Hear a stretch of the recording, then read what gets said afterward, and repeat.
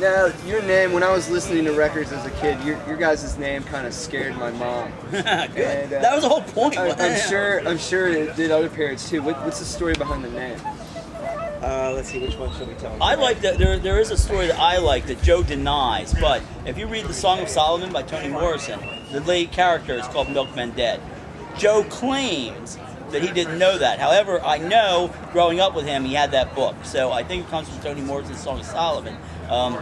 He also had, he incorporated it into, Joe used to have this long-running story about this band that started off called the Sunflower Children of God in the 60s, and they kept mutating. So by the time punk rock came around, they were called the Dead Milkmen. It's just, there was been a member named Richard Nixon, and Joe would actually make these songs to kind of fit to the story of the band. It was really cool to know him growing up, because he had you'd say to him, he had the story of the band would be in the studio, and Richard Nixon, the keyboard player, would pass out on the keyboard, and you'd hear this tape, and all this music, and hear this in the background where he would put his head on the keyboard. I mean, he would do this stuff. I was just floored when I saw that. So he had come up with the name, and he sort of pulled it either from his subconscious or from Toni Morrison. But I've seen him tell 100 different stories about where the band name Yeah, so I mean, the name really did exist before the band. So. Yeah. Market research. Yeah, Totally market research. Yes, that's right. We were into marketing The research. odd thing was, though, after we settled on it, I'm not lying about this. After we settled on it, that's what we called. Someone shot a milkman, and there was a big headline in the Daily News: "Milkman shot dead." And Joe's like, "We have to be this." I remember that. I think Yes, I still have that yeah. clipping somewhere. For real, I feel bad for the guy. Obviously. His family. Every time we play, oh God, every time in the paper. I didn't think about that. Oh. What were the early days in the band like? Before the Earth had cooled, but after the Earth cooled, it was easier to get gigs. But the early days where we would just play in a living room or a basement, we didn't know where to get gigs, so that was what we do. That's what we thought it was. We thought rehearsal was like a gig. We would just show. So we played. Literally just rehearsed for 2 years or something, I think, before we got our first gig in Philly. We started playing all ages shows in Philly. Well, we played outside the. And we saved and scraped money together and recorded the first record on our own mostly. And you met Ronnie at the first show, right? I actually didn't meet him until we played our first live gig in the Harleysville Youth Center, right near the police station, which they reminded us regularly was near the police station. Yeah, because I rehearsed with Dave and Joe, and they had all these songs. I had been in a band before, and I came in and met them, and I think we got the first show after 2 weeks of playing, right? I Together. think so, yeah. 2 or 3 weeks, I came up with the first gig, and after we had rehearsed and booked the show, and then we showed up at the show, and Joe said, "Oh, here's Rodney." Yeah. He wrote all those words. He's going to sing them tonight instead of me. Yeah, so here's the thing, we'd seen Dean play. Dean had been in a two-man band called Narthex, which was really good. So seeing Dean play, I played drums, but I couldn't really play drums. I had a very simple boom, cold, whack, whack, but drum method, which Joe finally worked up the nerve to tell me sucks. But he's like, "Well, listen, we got the guy was in Narthex." I'm like, "Well, he plays really well, so okay, I don't mind being replaced." And then Joe was debating whether or not he would sing and I would go off and manage or something, which I didn't think I would have been very good at. Actually, maybe the only thing I'm worse at. If you would manage us, where would we be playing? Well, we'd probably be playing in a Folsom large Prison or Zeppelin. something? Yeah. No, because I would have skipped with the money. And so we had no idea what was going to happen. But Joe was very shy. And I didn't think he was very comfortable with that. Now he's comfortable with playing, places. But I've never had problems. I have problems shutting up. So as you probably noticed as you're filming this.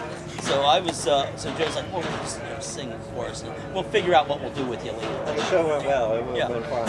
So from then on, it was he's the singer in the band. Because Joe had blown an amp. I remember at that show, and I BS'd on stage. And we played a lot of all ages shows. The first tour we did was a disaster. We booked ourselves out of the scene reports in the back of Maximum Rock and Roll magazine, which is a disaster.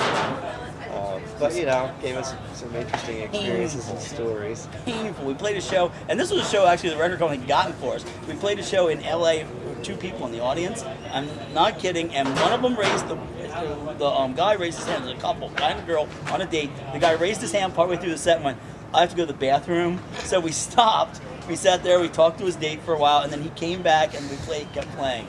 It was that bad. And who was there? Oh, the Mentors were there that night. What's his name? El Duce. El Duce was there playing pool with somebody and got into a fight with the guy. And they were throwing pool balls at each other and breaking.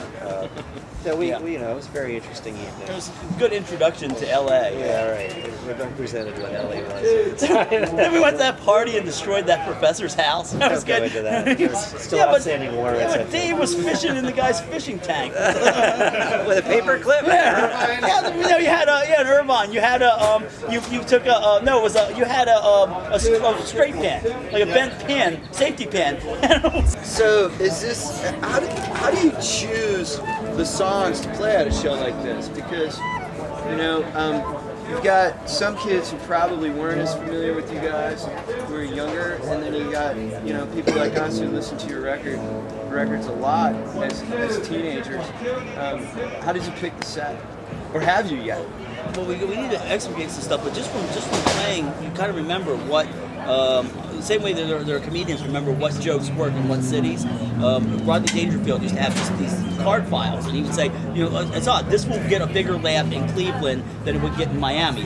We kind of know this song goes over bigger at a festival than it does in an indoor place. This song is better with a younger crowd. This song works better at an over 21. These two songs go back to back really well. whatever. Yeah. This song has the word poop in it.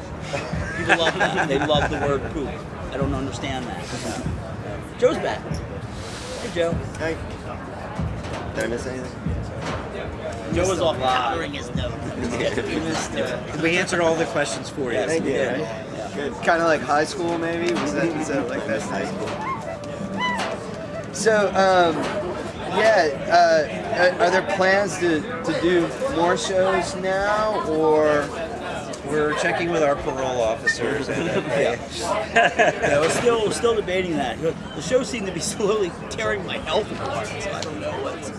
but you know, we're open to some ideas. We're thinking about it. As long as we all remain friends, we're okay with that. We start fighting amongst each other. I think we're gonna. Holy crap! Look at all that beer. Foster's. Yeah, I want a couple.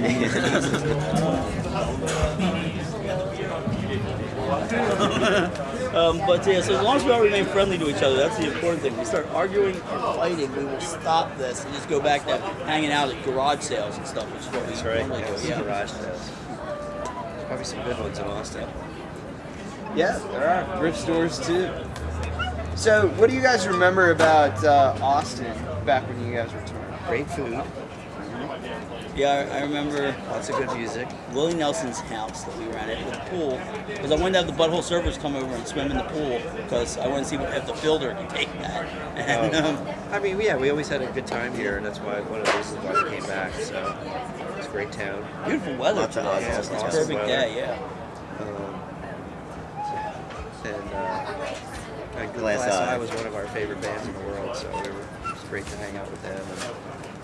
It's one of the few towns where the humidity is right for my tin whistle, which has no tin in it at all. Uh-oh, Dave's here. What? I'm playing at Beerland tomorrow night. It's me and my tin whistle. Are you playing Beerland team now? No, he's not. I am. Yeah, Joe's playing a show Tell me to at wrap it up. Okay. Or is Well, that this? thanks a lot for sitting down with us. This was it was great meeting with you guys, Oh, thank you. and Thank we you for really sitting look with forward people to your and set. Thanks. I like this sweet squid. It's an octopus. Oh, yeah, PZ Myers.